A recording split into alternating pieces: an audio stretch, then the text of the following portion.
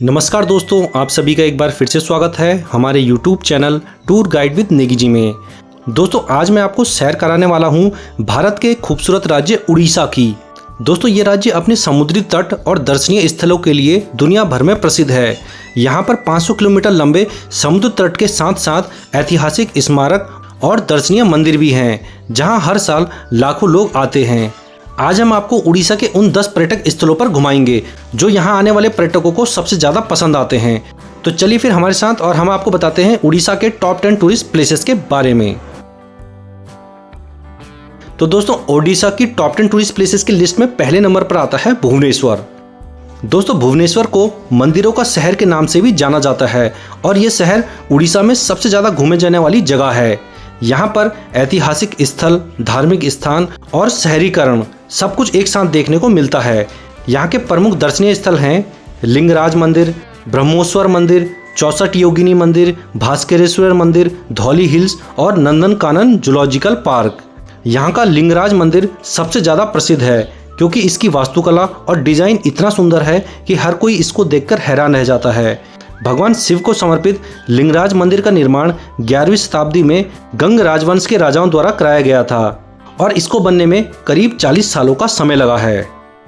इसके बाद दोस्तों ओडिशा में घूमने का अगला स्थान आता है पुरी। दोस्तों पुरी में जगन्नाथ भगवान का प्रसिद्ध मंदिर है जो कि हिंदुओं के 4 धामों में से एक है, इसलिए हर साल लाखों तीर्थयात्री यहाँ पर दर्शनों के लिए आते हैं। इसके अलावा जगन्नाथ भगवान की प्रसिद्ध रथ यात्रा भी यहाँ पर निकलती है। मंदिरों के अलावा आप यहाँ के समुद्र तटों में भी एंजॉय कर सकते हैं। यहाँ पर कई सारे खूबसूरत बीचेस भी हैं। पुरी आने वाले श्रद्धालु यहाँ के सुंदर बीचेस पे भी जरूर आते हैं। यहाँ के बीचेस का सनसेट बहुत ही शानदार होता है। इसके अलावा आप पुरी में लोकनाथ मंदिर, रघुराजपुर, जबेश्वर मंदिर और नरेंद्र सरोवर में भी घूम सकते हैं। इसके बाद दोस्तों ओडिशा में घूमने का अगला स्थान आता है चिल्का लेक। दोस्तों चिल्का लेक एशिया की सबसे बड़ी खारे पानी की झील है जो कि 1100 वर्ग किलोमीटर में फैली हुई है। इस झील में कई प्रकार की जैव विविधता पाई जाती है। यहाँ पर कई प्रकार के दुर्लभ जीव जंतु, डॉल्फिन और कछुए पाए जाते हैं। ये जगह पर्यटकों के घूमने के लिए एक खास जगह है। यहाँ पर कई सारे द्वीप भी हैं जहाँ पर आप बोटिंग करते हुए पहुँच सकते हैं। यहाँ पर कई प्रकार के प्रवासी पक्षी भी आते हैं जिन्हें देखना एक अलग ही अनुभव रहता है। इसके बाद दोस्तों ओडिशा में घूमने का अगला स्थान आता है कोणार्क का सूर्य मंदिर। उड़ीसा में स्थित कोणार्क का सूर्य मंदिर अपनी खूबसूरती के कारण विश्व भर में प्रसिद्ध है। ये मंदिर यूनेस्को की विश्व धरोहर सूची में भी अपनी जगह बना चुका है। कोणार्क के सूर्य मंदिर की वास्तुकला भारत के अन्य मंदिरों की तुलना में बिल्कुल ही अलग है। ये मंदिर भगवान सूर्य देव को समर्पित है और इस मंदिर में जो कलाकारी की गई है उसे देखकर हर कोई हैरान रह जाता है। यहाँ का जो पूरा का पूरा मंदिर है उसको एक रथ के आकार में बनाया गया है। इसके बाद दोस्तों आप घूमने के लिए जा सकते हैं कटक में। कटक शहर उड़ीसा का दूसरा सबसे बड़ा शहर है। यहाँ का इतिहास 1000 सालों से भी पुराना है। यहाँ पर आपको देखने को मिलेंगे किले, प्राचीन मंदिर और झीलें जो कि पर्यटकों को बेहद पसंद आते हैं। कटक का बाराबती किला बेहद ही विशाल किला है। इस किले का निर्माण गंग वंश ने 14वीं शताब्दी में करवाया था। यहाँ पर मुगल, मराठा और अंग्रेजों का भी शासन रहा था। इसके अलावा कटक में चंडी मंदिर, धबलेश्वर द्वीप और सिंहनाथ मंदिर भी काफी प्रसिद्ध हैं। इसके बाद दोस्तों उड़ीसा का अगला प्रसिद्ध स्थान है Simlipal national park. Simlipal national park Odisha राज्य के मयूरभंज जिले में पड़ता है जो कि एक खूबसूरत नेशनल पार्क है। यूनेस्को द्वारा इस स्थान को बायोस्फीयर रिजर्व के रूप में चुना गया है। ये उद्यान 90 से अधिक बंगाल टाइगर और 400 से अधिक हाथियों का निवास स्थान है। इसके अलावा यहाँ पर कई प्रकार के जंगली जानवर भी आपको देखने को मिलते हैं। इस पार्क के अंदर एक वाटरफॉल भी है जो सबको आकर्षित करता है।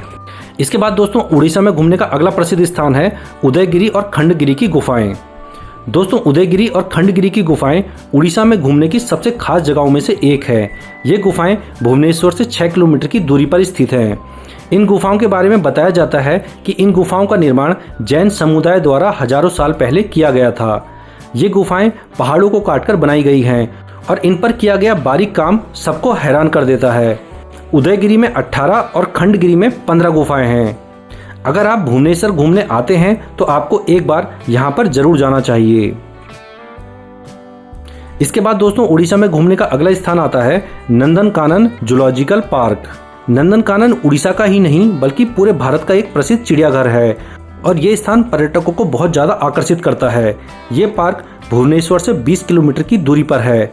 ये जगह बच्चों और बड़ों सभी को पसंद आती है। इस पार्क में आप शेर, सफ़ेद टाइगर, अजगर और मगरमच्छ जैसे अनेक जीव जंतुओं को देख पाएंगे। इसके बाद दोस्तों उड़ीसा में घूमने का अगला स्थान आता है धौलीगिरी हिल्स। भुवनेश्वर से करीब 16 किलोमीटर की दूरी पर स्थित है धौलीगिरी की पहाड़ियाँ, जो कि धान की खेतों से घिरा हुआ एक बौद्ध तीर्थ स्थल है। ये पहाड़ियाँ कलिंग युद्ध के लिए प्रसिद्ध है। इस युद्ध ने अशोक का जीवन बदल दिया था। कहा जाता है कि यहीं पर सम्राट अशोक को अपने द्वारा किए गए पाप का एहसास हुआ था और उन्होंने शांति का रास्ता अपनाते हुए बौद्ध धर्म को स्वीकार कर लिया था। धौलीगिरी हिल्स को अशोक के शिलालेखों के लिए भी जाना जाता है। ये स्थान उड़ीसा के पर्यटक स्थलों में अपना एक विशेष स्थान रखता है। इसके बाद दोस्तों उड़ीसा में घूमने का अगला स्थान आता है हीराकुंड डैम। दोस्तों उड़ीसा का हीराकुंड डैम भारत के सबसे लंबे मानव निर्मित डैम में से एक है, जिसकी लंबाई 56 किलोमीटर है। ये डैम 1957 में बनाया गया था और आज के समय बड़ी संख्या में पर्यटक यहाँ घूमने आते हैं। ये डैम संबलपुर से 10 किलोमीटर दूर महानदी पर बनाया गया है। अब दोस्तों बात करते हैं कि उड़ीसा में घूमने का बेस्ट टाइम कौन सा रहता है। तो दोस्तों उड़ीसा में घूमने का बेस्ट टाइम रहता है सर्दियों का। तो अगर आप भी उड़ीसा में घूमने का प्लान कर रहे हैं तो आप सर्दियों में जाइए। सर्दियों में आपको घूमने में बहुत ज़्यादा मज़ा भी आएगा और आपको कोई परेशानी भी नहीं होगी, क्योंकि गर्मियों के समय में यहाँ पे गर्मी काफ़ी ज़्यादा पड़ती है।